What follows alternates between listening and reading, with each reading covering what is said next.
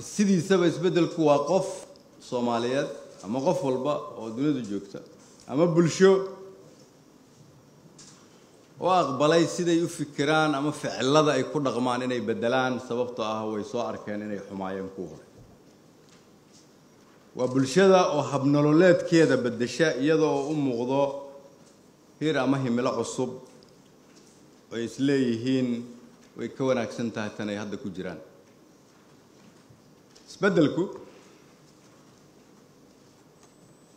waa inaan fikir ahaan ama dhaqan ahaan aan aad uga tagno oon ka tagno meeshii aan joognay ka daldoorsano xaaladda marka aan ku sugannahay oo ah mid aan saluugsannahay laakiin si aan uga tagno waa inaan wada aqbalnaa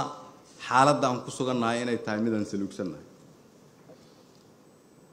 isbeddelku wuxuu yimaadaa markay bulsho intay dhibaato colaadeed mid dhaqan iyo mid dhaqaale iyo mid nololeed oo adag soo gasho ay aqbasho dariiqa kaliya u furan inuu yahay in wixii hore wax laga bedelo waa mid ay horseedaan wasiirro hogaamiyaal fiican oo ka dhaqan duwanaada dadka ay rabaan inay hogaamiyaan oo iyagu tusaale noqda oo u adkaysan kara xanuun oo arki kara dadka kale waxaanay arkayn u jeeda dariiq kuwa kale aanay arkayn sheegi kara run aanay kuwa kale sheegi karin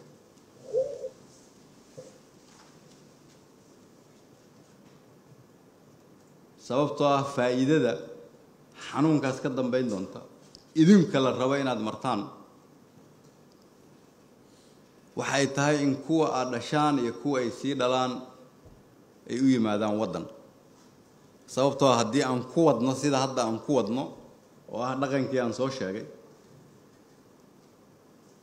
waxaan aaminsanahay in taariikh mugdi aan ummadda walaalaheen naga yaryar uga tegi doono waa inaan ka shaqeynaa marka isbeddel colaadda dalkan jirtay naga rara oo nabad waarta inoo rara annagaana la ka rabaa marka inaan ka noqonno dadka hormuudku ahaa isbeddelkaan rabno waa inuu abaar naga raro oo meel barwaaqo ah na geeyaa laakiin geediga qofkii wadi lahaa ratigaa waa idinka waa inaa qabyaalad intuu naga raro uu dowladnimo na geeyaa haddii laakiin adiga qur-aanka ka sokow ama ka hor waxaa aaminsan tahay ay qabyaalo tahay ma ka guuri karno kala qoqobnaanta waa inuu naga raraa markaa isbeddelkaasi uu na geeyaa midnimo laakiin waa inaa u jeedaa waxa dad kale aanay u jeedin waa in dhaqanka xun uu isbeddelku nagu caawiyaa in lagu bedelo dhaqan wanaagsan su'aalaha marka aan rabo halkan inaan iska weydiino inaan wax ka bedelno dhaqanka aan u nimid looga dhabeeyo isbeddel dhab ah waxay tahay horta marka ugu horreysa adigu iscabir ma dhaqankii halkan ka jirayaad qayb ka tahay mise kama id su-aashaa jawaabteeda marka ay kuu soo baxdo haddana waxaad isweydiisaa maxaad samaysaa subaxii markaad soo kacdo wasiirnimada ka sokow si aad wax uga beddesho dhaqankii halkan ka jiray ugu dambayntii isbeddelka ummadda Soomaaliyeed ay rabto oo ka saari lahaa dhibka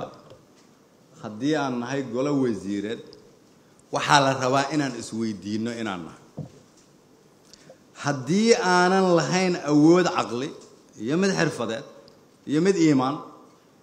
oo aan ku qaban karno shaqada naloo igmaday laakiin aan iska dhigmay inaan qabanayno annagoo wax kale ka shaqaynayna iyada lafteedu waa musuqmaasuq